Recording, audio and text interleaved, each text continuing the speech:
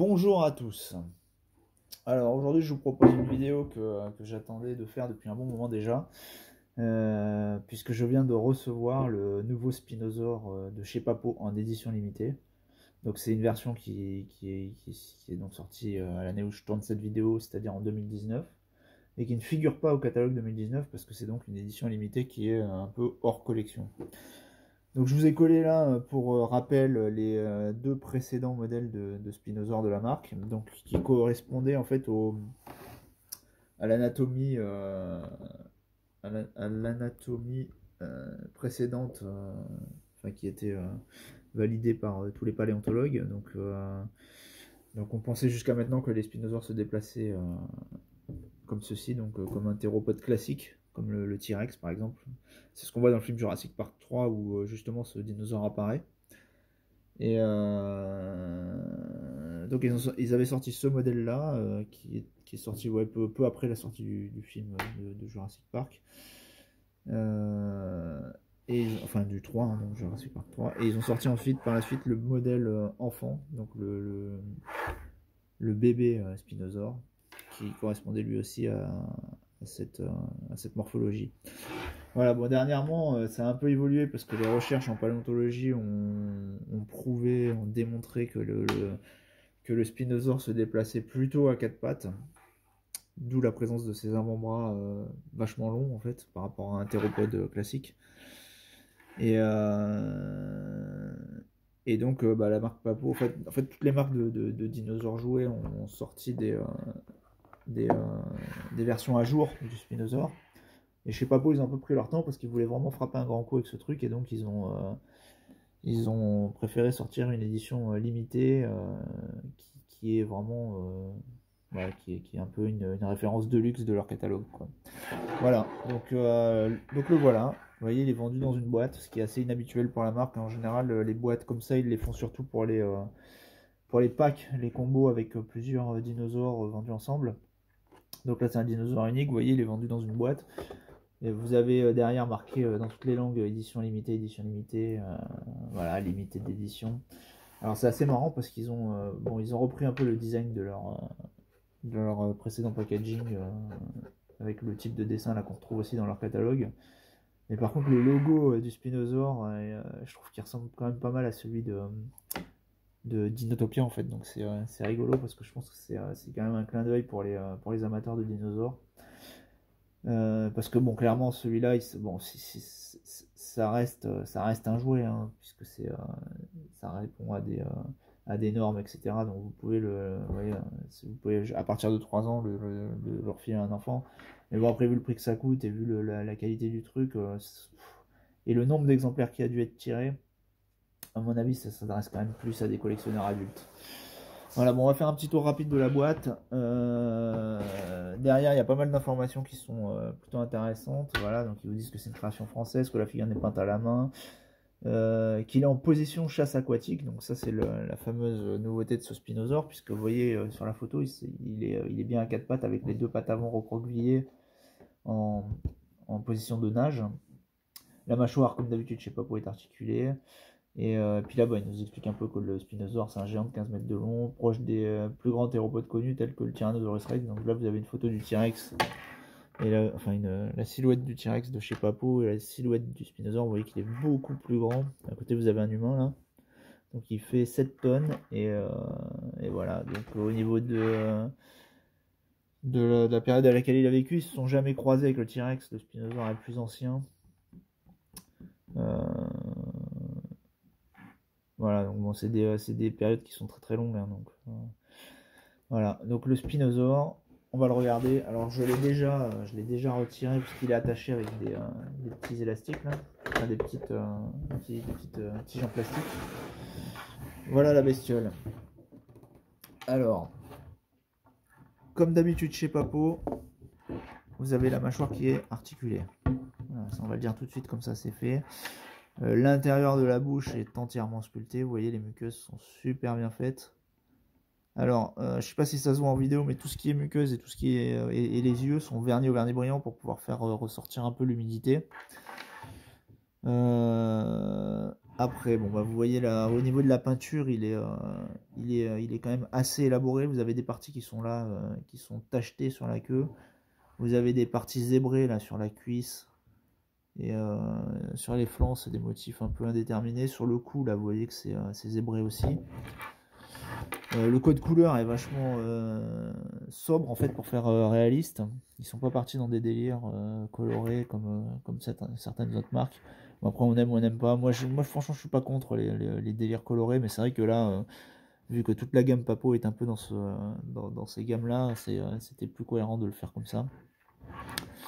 Euh, Au niveau de... Oui, alors pour vous parler vite fait du Spinosaur, vous voyez qu'il a une gueule un peu de crocodile. Hein, c'est la marque de fabrique des Spinosauridés. Il y en a un autre chez Papo qui est le... Oh, putain, trop de mémoire. C'est pas possible. Le Baryonyx, voilà, le Baryonyx. Vous avez un autre Spinosauridé, c'est le Baryonyx, qui est un peu le même genre de tronche. Parce que bah en fait ouais c'est des dinosaures qui sont un peu les ancêtres enfin pas les ancêtres mais qui sont issus en même temps enfin je sais pas si c'est les ancêtres ou s'ils sont issus d'un ancêtre commun avec les crocodiles actuels, mais bon vous voyez quand même qu'il y a un air de famille quoi. Voilà donc là la tronche est vraiment super bien foutue, vous voyez, extrêmement détaillée. Attendez, je vais essayer de faire le point. Voilà, donc vous avez des textures comme d'habitude chez Papo, mais là c'est encore plus fin je trouve. Au niveau des écailles, en fait, de la texture écaillée du corps, vous voyez, vous avez un type d'écaille qui est là. Alors, il y a des veines partout aussi, vous voyez. Sur le ventre, il y a des veines qui sont elles aussi texturées en écailles. Les écailles sous le ventre, voilà, sont comme ça rappelle un peu les crocodiles. Celles du dos sont encore différentes. Et alors, ce qu'ils ont fait qui est assez marrant, c'est qu'ils lui ont fait une queue qui ressemble à une queue de d'anguille, en fait. Une queue d'anguille. Alors bon, sur les différents modèles de Spinosaures, vous avez des queues différentes parce que je pense qu'ils ont pas, on n'a pas retrouvé d'empreintes fossiles qui puissent donner exactement la vraie texture de ce qu'elle était vraiment. Donc eux, ils ont choisi chez Papo de lui donner cette queue qui lui donne un aspect vachement aquatique en fait quoi. Donc je trouve ça pas mal, c'est plutôt sympa, c'est original et puis ça passe vraiment très très bien. La crête sur le dos, elle ressemble un peu à celle d'un dimétrodon. Ils n'ont pas non plus été trop dans les pics, comme sur certaines marques où ils foutent des pics vraiment partout sur le dessus. Là, il y en a juste au niveau des arêtes. Là. Voilà, la tête, pareil, ils n'ont pas foutu non plus de pics partout sur la tête. Bon, il y en a quelques-uns, hein, bien sûr, mais ça reste crédible. Voilà. Les pattes avant, donc, ont été faites façon moderne, quoi. Elles sont recroquevillées, donc je trouve que c'est vraiment pas mal sur le niveau de la pose parce qu'ils lui ont donné une pose qui fait à la fois aquatique et à la fois terrestre, donc ça représente bien l'esprit de ce dinosaure quoi.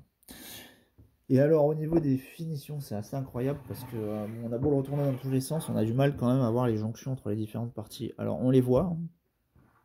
Par exemple là si vous regardez vraiment très bien vous voyez que les cuisses ici sont rajoutées là.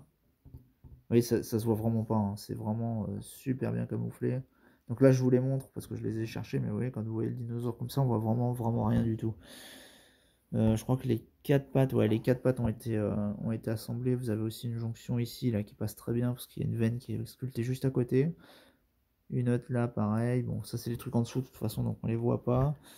Au-dessus, ils ont été collés les jonctions pile dans des plis en fait de la peau, donc on les voit pas du tout.